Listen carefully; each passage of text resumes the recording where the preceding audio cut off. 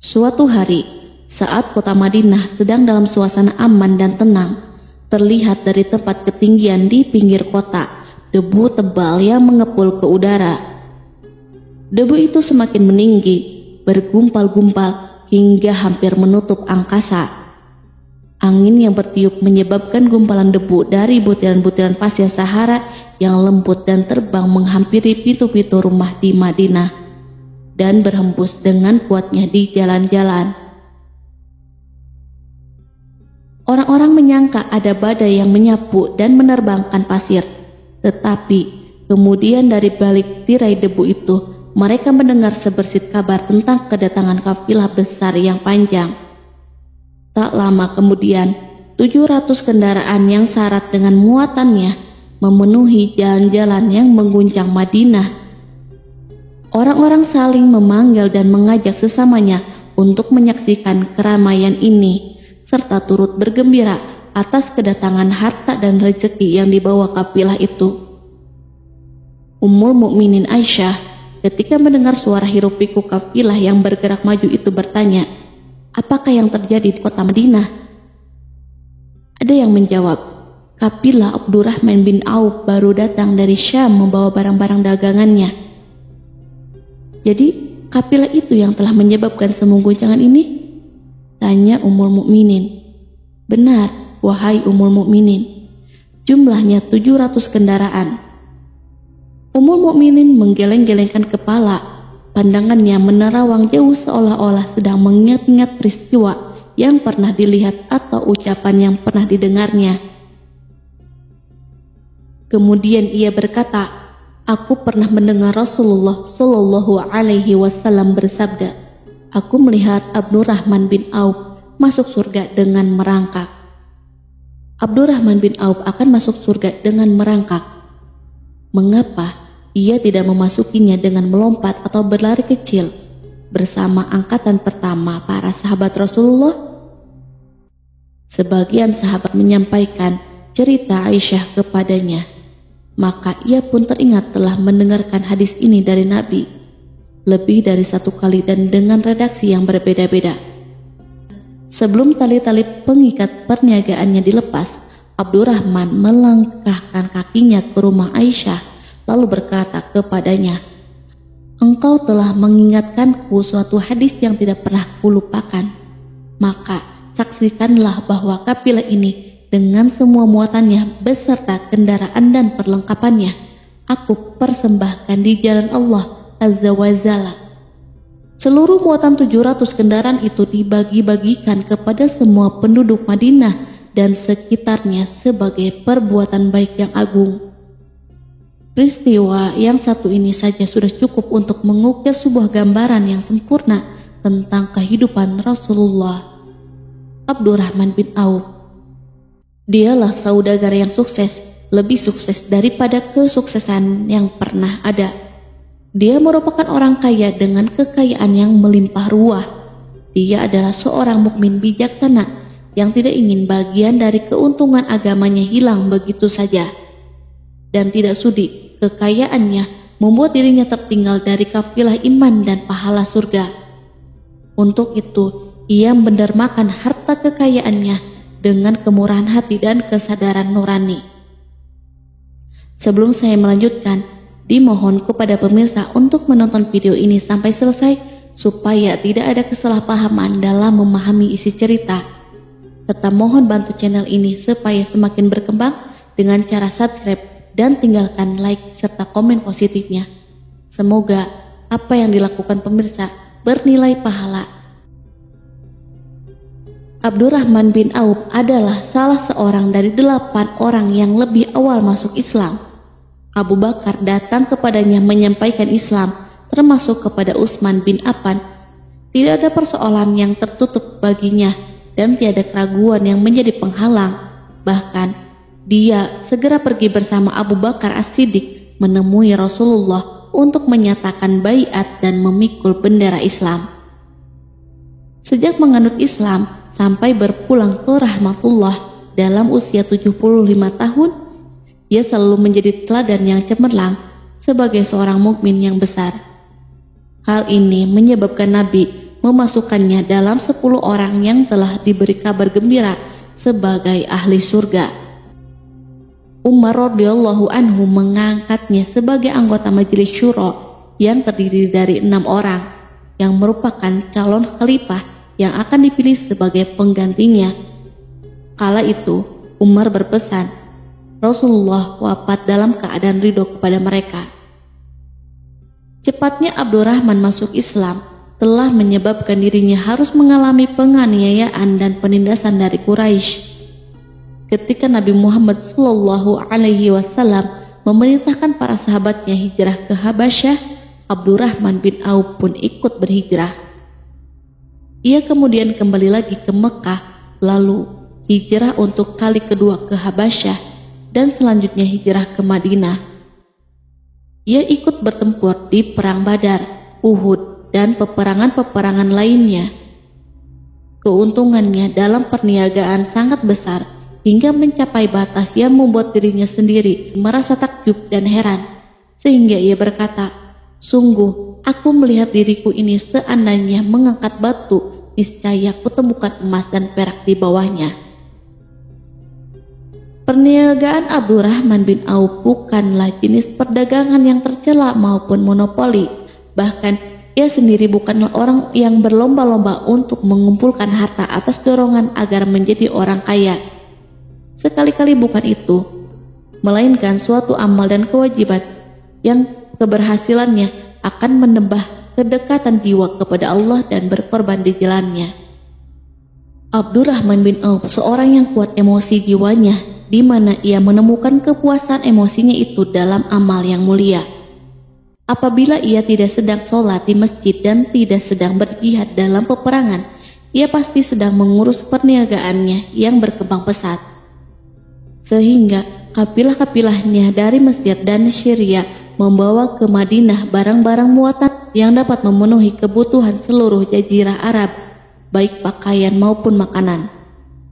Ia menunjukkan kepada kita bahwa seorang yang kuat emosi jiwanya adalah ketika kaum muslimin hijrah ke Madinah. Rasulullah pada waktu itu menerapkan aturan untuk mempersaudarakan 2 orang sahabat, salah seorang dari muhajirin warga Mekah dan yang lain dari Ansor penduduk Madinah. Persaudaraan ini berjalan dengan sempurna hingga membuat hati terpesona. Orang-orang Ansor yang merupakan penduduk asli Madinah membagi seluruh kekayaan miliknya menjadi 2 dengan saudaranya dari kalangan muhajirin. Bahkan istri pun direlakan. Apabila ia beristri 2, ia pun rela menceraikan 1 untuk diperistri saudaranya.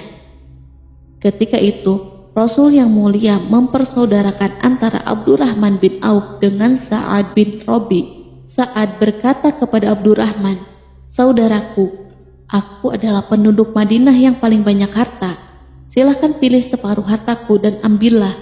Aku juga mempunyai 2 istri. Perhatikanlah yang lebih menarik hatimu dan aku akan menceraikannya, sehingga engkau dapat memperistri dirinya." Abdurrahman bin Auf menjawab, "Semoga Allah memberkahi dirimu dalam istri dan hartamu. Tunjukkanlah letak pasar kepadaku." Abdurrahman pergi ke pasar. Ia berjual beli di sana dan mendapatkan keuntungan. Kehidupan Abdurrahman bin Auf di Madinah, baik semasa Rasulullah maupun sepeninggal beliau, selalu ditunaikan dengan sempurna untuk memenuhi hak agama ini dan beramal di dunia. Perniagaannya sukses dan menguntungkan, seperti diungkapkan sendiri bahwa seandainya ia mengangkat batu dari tempatnya, pasti ia akan mendapatkan emas dan perak di bawahnya. Salah satu faktor yang membuat perniagaannya berhasil dan mendapatkan berkah adalah karena ia sangat selektif untuk berniaga yang halal dan benar-benar menjauhkan diri dari segala bentuk jual beli yang haram, bahkan yang subhat sekalipun.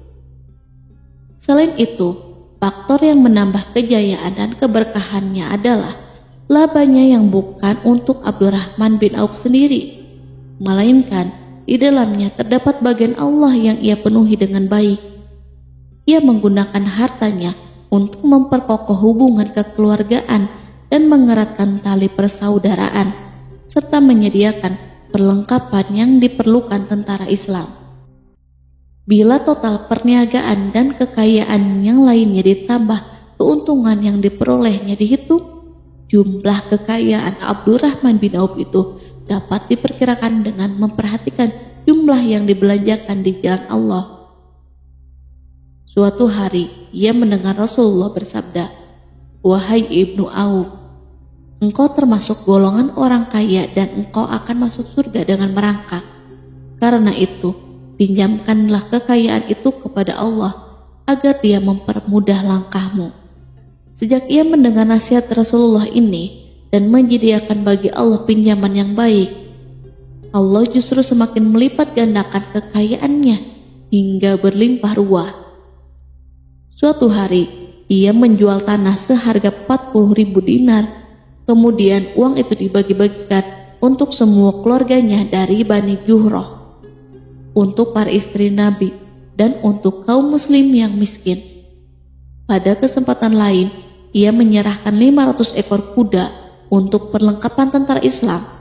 Pada hari yang lain, ia menyerahkan 1.500 kendaraan unta. Menjelang wafat, ia mewasiatkan 50.000 dinar untuk diinfakkan di jalan Allah. Ia juga berwasiat bagi setiap orang yang ikut perang Badar dan masih hidup, masing-masing mendapat 400 dinar. Hingga Utsman bin Affan juga mengambil bagian dari wasiat itu, meskipun termasuk orang kaya. Ia berkata, harta Abdurrahman bin Auf halal lagi bersih, dan memakan harta itu membawa keselamatan dan keberkahan. Ibnu Auf adalah seorang yang mengendalikan hartanya, bukan dikendalikan oleh hartanya. Sebagai buktinya, ia tidak mau celaka dengan mengumpulkan dan tidak menyimpannya. Bahkan ia mengumpulkannya dengan tetap merendahkan hati dan dari jalan yang halal. Kemudian, harta itu tidak ia nikmati untuk kepentingannya sendiri, melainkan untuk dinikmati bersama keluarga, kerabat, rekan-rekan, dan masyarakat seluruhnya. Karena begitu luas pemberian serta bantuannya, ada yang mengatakan seluruh penduduk Madinah berserikat dengan Abdurrahman bin Auf pada hartanya. Sepertiga dipinjamkannya kepada mereka, sepertiga lagi dipergunakannya untuk membayar utang-utang mereka, dan sepertiga sisanya dibagi-bagikan kepada mereka. Harta kekayaan ini tidak akan pernah membuat kelegaan dan kesenangan pada dirinya selama ia belum menemukan jalan untuk membela agama dan membantu rekan-rekannya. Adapun untuk selain itu, ia selalu merasa khawatir terhadap kekayaannya. Suatu hari dihidangkan kepadanya makanan untuk berbuka, karena waktu itu sedang berpuasa. Ketika pandangannya tertuju pada hidangan tersebut, selera makannya pun bangkit. Namun ia justru menangis sambil berkata, "Mus'ab bin Umair telah gugur sebagai syahid, dan ia jauh lebih baik daripada aku. Ia hanya mendapatkan kapan sehelai kain yang jika ditutupkan ke kepalanya maka kelihatan kakinya, dan jika ditutupkan ke kedua kakinya terbukalah kepalanya. Demikianlah pula Hamzah yang jauh lebih baik daripada aku. Ia pun gugur syahid, dan saat akan dikuburkan hanya mendapatkan sehelai selendang. Dunia telah dihamparkan kepada kami seluas-luasnya, dan hasil sebanyak-banyaknya telah diberikan kepada kami. Sungguh, kami khawatir bila pahala kebaikan kami telah disegerakan balasannya di dunia." Pada peristiwa lain, sebagian sahabat berkumpul bersamanya menghadapi jamuan makan di rumahnya. Tak lama setelah makanan diletakkan di hadapan mereka, Abdurrahman menangis, sehingga rekan-rekannya bertanya, "Apa yang membuatmu menangis?" Ia pun menjawab, "Rasulullah telah wafat, dan semasa hidupnya, beliau beserta keluarganya tidak pernah merasakan kenyang makan roti gandum. Apa harapan kita apabila dipanjangkan usia, tetapi tidak menambah kebaikan bagi kita?" Demikianlah kekayaannya yang melimpah itu sedikit pun tidak membangkitkan kesombongan dan takabur dalam dirinya.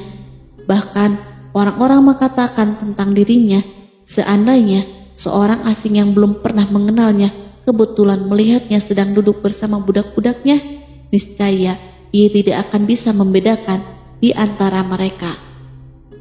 Tetapi bila seorang asing itu mengenal satu saja sisi jihad Ibnu Auf dan ujian yang dihadapinya, ia pasti langsung mengetahui siapa dia.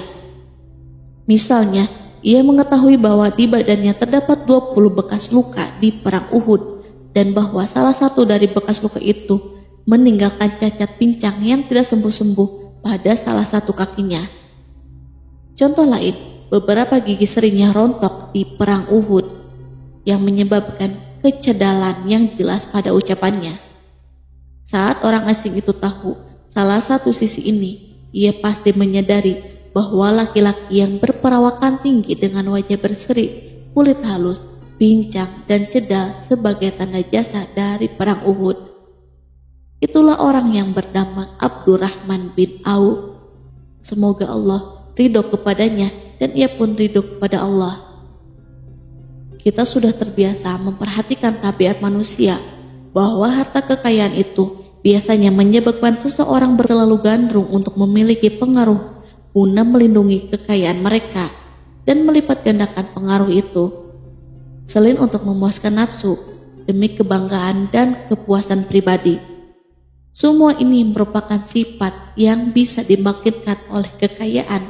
Tetapi bila kita melihat Abdurrahman bin Auf dengan kekayaan yang melimpah, kita akan menemukan manusia ajaib yang sanggup menguasai watak dasar manusia dalam bidang ini dan melangkahinya ke puncak ketinggian yang istimewa.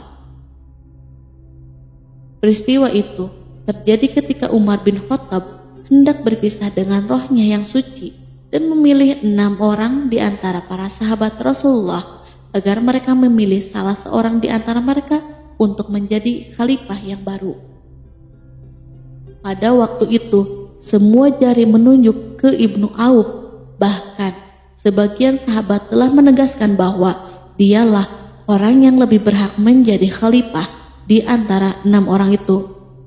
Namun, ia menjawab, "Demi Allah, seandainya diambilkan pisau lalu ditaruh ke atas leherku, kemudian kalian menusukkannya sampai tembus, itu lebih aku sukai daripada menerima jabatan tersebut." Demikianlah saat awal 6 orang terpilih itu mengadakan pertemuan untuk memilih salah seorang di antara mereka untuk menjadi khalifah yang akan menggantikan Al-Faruq, Umar bin Khattab. Abdurrahman bin Auf telah menyatakan kepada rekan-rekannya bahwa ia telah melepaskan haknya yang dilimpahkan Umar kepadanya sebagai salah seorang dari 6 calon yang akan dipilih menjadi khalifah. Dengan demikian, kewajiban mereka untuk melakukan pemilihan itu terbatas di antara mereka berlima saja. Sikap juhudnya terhadap pangkat jabatan ini dengan cepat telah menempatkan dirinya sebagai hakim di antara 5 orang tokoh terkemuka itu.